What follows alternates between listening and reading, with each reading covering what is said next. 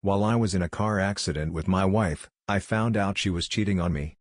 Sitting here in the dim hospital room with nothing but the steady beep of machines and the faint scent of antiseptic, I feel like I'm in a surreal, twisted dream.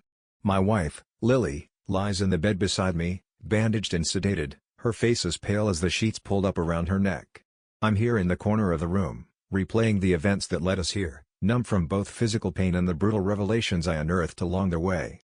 It was supposed to be a relaxing weekend, a drive up to her parents' cabin nestled in the woods, a quiet place we could reconnect and leave behind the stress of work, bills, and our increasingly distant lives. We'd been together for over a decade, married for 8 years, with 2 young boys who we both adored.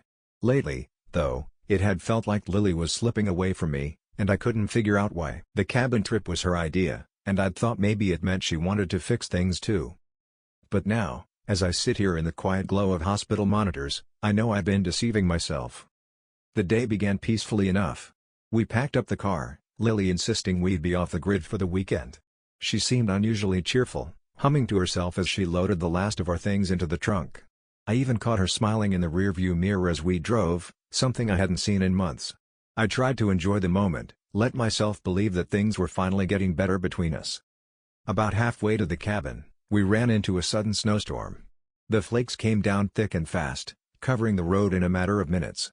I suggested we pull over and wait it out, but Lily insisted we push on, saying she didn't want to be late. So, we pressed forward slowly, windshield wipers struggling to keep up with the snow piling up on the glass. Then it happened. A patch of black ice sent us skidding out of control. I felt the tires lose grip, saw the trees spiraling toward us in a blur. I yelled for Lily to hold on, but before I could finish, we were crashing down an embankment, the car flipping once, twice, then stillness. I don't know how long I was out. When I opened my eyes, I was upside down, hanging from my seatbelt, the taste of blood in my mouth. My vision blurred as I turned to Lily, who was slumped unconscious beside me. The world was eerily silent, broken only by the soft ticking of the engine cooling down. Somehow, I managed to unclip myself and crawled over to check on her. She was breathing, her pulse faint but steady. Relief washed over me, but I knew we needed help, and fast. Grabbing my phone from the cracked dashboard, I dialed 911, praying for a signal. Miraculously, a single bar flickered on the screen. I gave the dispatcher our location as best as I could, then settled back, waiting for help to arrive. As I sat there, my phone buzzed, barely functional, its screen shattered but still lighting up. An alert had popped up, a message. For a second, I thought it was a notification from the emergency dispatcher. But then I saw a name I didn't recognize, Ben. The message preview read, "I can't wait to see you again. Last night was incredible." I stared at the screen, my brain refusing to process what I was seeing. It felt wrong, invasive, to read her messages, but the words blurred together and my stomach twisted with a sickening dread. Opening the thread, I found dozens of texts I never could have imagined. Messages from Ben spanning weeks, some just days old. Words like "miss you so much" and "wish I could wake up next to you" flooded the screen, each message driving a dagger deeper into my heart. My hands shook as I scrolled through the intimate exchanges, realizing that everything I thought I knew about my wife was a lie. As I sat there in the wreckage, her betrayal struck me harder than the crash ever could. She was lying unconscious beside me, completely oblivious to the storm raging inside my mind. My stomach churned with anger, heartbreak, disbelief. I wanted to scream, to shake her awake and demand an explanation, but I felt paralyzed by the weight of it all. After what felt like an eternity, headlights cut through the darkness as the paramedics arrived. I couldn't look at her as they pried us from the wreckage, didn't speak as they loaded us into the ambulance. I just stared at the ceiling, my mind lost in a haze of pain and confusion, the sound of the monitors around me filling the silence. When we arrived at the hospital, they took her straight to surgery. I was treated for minor injuries, a dislocated shoulder, a few cuts and bruises, but I barely registered the pain. All I could think about were the messages, the man named Ben, the world I'd just lost in the span of minutes. Hours passed. Nurses checked on me periodically, but I hardly noticed them. Eventually, a doctor informed me that Lily's surgery had gone well and that she would recover, though it would take some time. He said I could sit with her once she was stable, but I wasn't sure if I even wanted to. I ended up going in anyway, drawn by some twisted sense of loyalty, even as my mind screamed at me to walk away. I sat beside her bed, watching her sleep, My heart shattered and my mind racing with questions. I wanted to wake her up, to make her explain herself, to ask why. But then I saw the bruises on her face, the bandages around her head, and the anger faded, replaced by an overwhelming sadness. Days passed in a blur. Lily was discharged, but the distance between us was palpable. She could tell something was wrong, asked me over and over why I seemed so withdrawn. I wanted to confront her, but each time I tried, the words caught in my throat. Part of me was afraid to hear her confirm the truth, as if saying it out loud would make it even more real. One evening, as we sat in silence at the kitchen table, I finally broke. I pulled out my phone, opened the messages, and slid it across to her. Her face went pale as she read, her hands trembling. "It's not what you think," she whispered, tears welling up in her eyes. But I'd heard enough of those words from liars on TV shows to know they meant nothing. "How long, Lily?" I asked, my voice barely a whisper. She looked down, silent. "How long?" I repeated, louder this time. "A few months," she admitted, her voice so small I almost couldn't hear it. "I didn't mean for it to happen." I laughed bitterly, the sound hollow. "Didn't mean for it to happen? Lily, you've been lying to me, to our kids. I don't even know who you are anymore." She reached out to touch my hand, but I pulled away, the disgust and betrayal simmering in my chest. She tried to explain, said it was just a mistake, that she still loved me, but the words felt empty, meaningless. Over the next few weeks, we stumbled through a broken version of our lives, pretending for the kids, keeping up appearances. I tried counseling, tried to find some semblance of forgiveness, but every time I looked at her, I saw the messages. I saw the man she'd chosen over me, even if only for a few stolen moments. Over the next few weeks, we stumbled through a broken version of our lives, pretending for the kids, keeping up appearances. I tried counseling, tried to find some semblance of forgiveness, but every time I looked at her, I saw the messages. I saw the man she'd chosen over me, even if only for a few stolen moments. Every night became a new test of endurance. Our conversations, once filled with easy laughter, now felt rehearsed, as if we were both reading from a script we hadn't agreed upon. Small talk about bills and the kids' schedules, who would pick them up from soccer or take them to piano practice. We even managed a few half-hearted family dinners, our boys oblivious to the tension at the table as they babbled on about school. But it was all just a hollow routine. The weight of her betrayal hung between us, a silent specter in every room. In counseling, she'd sit beside me, her voice choked with remorse as she talked about regret, how she never meant to hurt me, how she'd been lost and confused.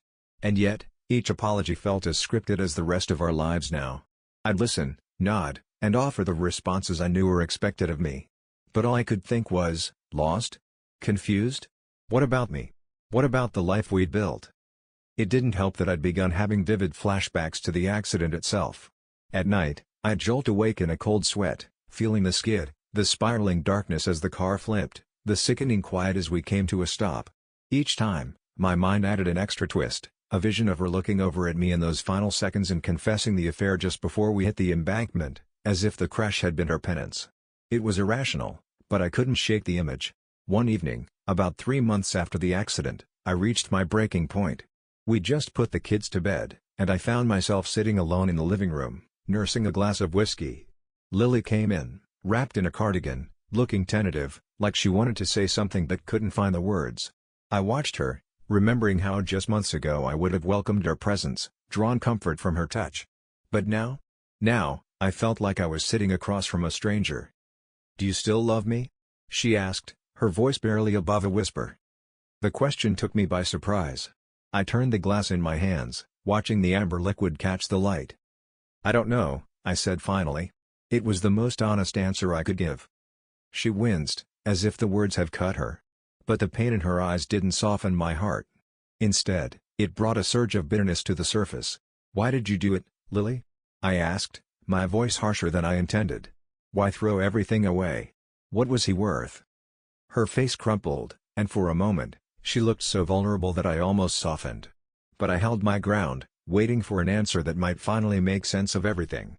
She wrapped her arms around herself, staring down at the floor. I don't have a good answer," she said, choking back a sob. "I was lonely.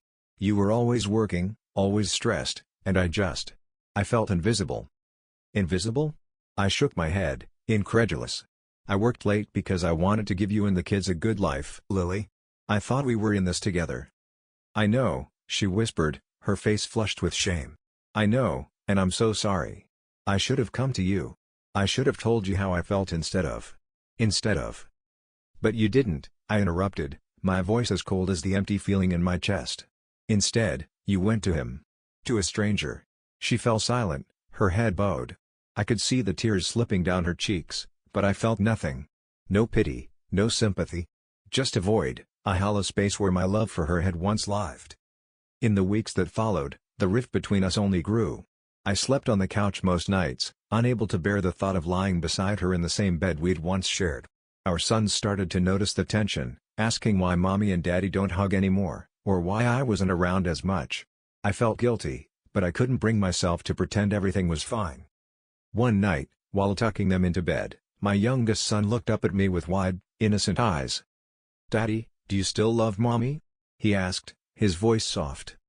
The question cut deeper than any wound. I forced a smile, ruffling his hair. "I'll always care about mommy," I said, my heart breaking at the half-truth. After they were asleep, I sat in the darkened living room, staring at the blank wall, feeling the weight of the decision I'd been avoiding. I couldn't live in this limbo, and neither could they. We deserved better than this fractured version of our family. The next morning, I asked Lily to sit down. She looked at me, her eyes red-rimmed, as if she'd already guessed what I was going to say. "I can't keep doing this, Lily," I said quietly. "I can't pretend that things will go back to the way they were. I've tried, but I just don't see a way forward." Her face crumpled, and she let out a small, broken sob. "So, what are you saying?" "I think it's time we separate," I said, each word heavy with finality. "Maybe someday I'll be able to forgive you, but right now, I need space. The kids need to see us happy, even if that means we're not together." We sat in silence, the reality of my words settling around us. She wiped her tears, nodding slowly, as if she'd known this moment was coming but had been holding out hope anyway. "Okay," she whispered. "If that's what you need, I understand." In the weeks that followed, we made arrangements, who would stay in the house, how we'd split time with the kids. She moved into a small apartment nearby, and we agreed to co-parent as best as we could. We told the kids together, their innocent faces a mirror of the heartbreak I'd been carrying for so long. The first night alone in the house, I wandered through the empty rooms, haunted by memories. Every corner held a piece of our past, the spot by the kitchen where we'd shared our first kiss as husband and wife, the nursery we'd painted together, the family photos lining the staircase. It was like walking through a museum of a life that no longer existed. Months passed. I threw myself into work, trying to fill the emptiness with long hours and late nights. I took up new hobbies, spending weekends camping with the kids, going to baseball games, trying to create new memories that didn't remind me of her. Some nights were easier than others. But the wounds remained, slow to heal. Then, one evening, I found myself on the back porch, watching the sunset, feeling strangely at peace for the first time in a long time. The pain was still there, but it had dulled, softened into something I could carry without breaking under its weight. I thought about Lily, wondering if she was healing too, if she'd found some way to come to terms with the choices she'd made. I realized that maybe, just maybe, I could forgive her, not for her sake, but for mine. Holding on to the anger, the betrayal, was like holding on to shards of glass, cutting myself every time I remembered. I'd lost so much already. I didn't want to lose my chance at peace too. Years later, we'd both moved on, our lives like two branches that had once intertwined but had grown in separate directions. I'd remarried eventually, found someone who understood me in ways I hadn't realized were possible. And though the scars of my first marriage remained, they were a reminder of my strength, of the pain I'd survived. Sometimes, at family events or during handoffs with the kids, I'd catch a glimpse of Lily, now older, wiser, with a quiet sadness in her eyes. We'd nod politely, a silent acknowledgement of the past we shared. And in those moments, I'd feel a strange sense of gratitude, not for the betrayal, but for the journey it had forced me to take, the painful path that had led me to the life I now cherished. We were no longer the people we'd once been. And somehow, that was okay.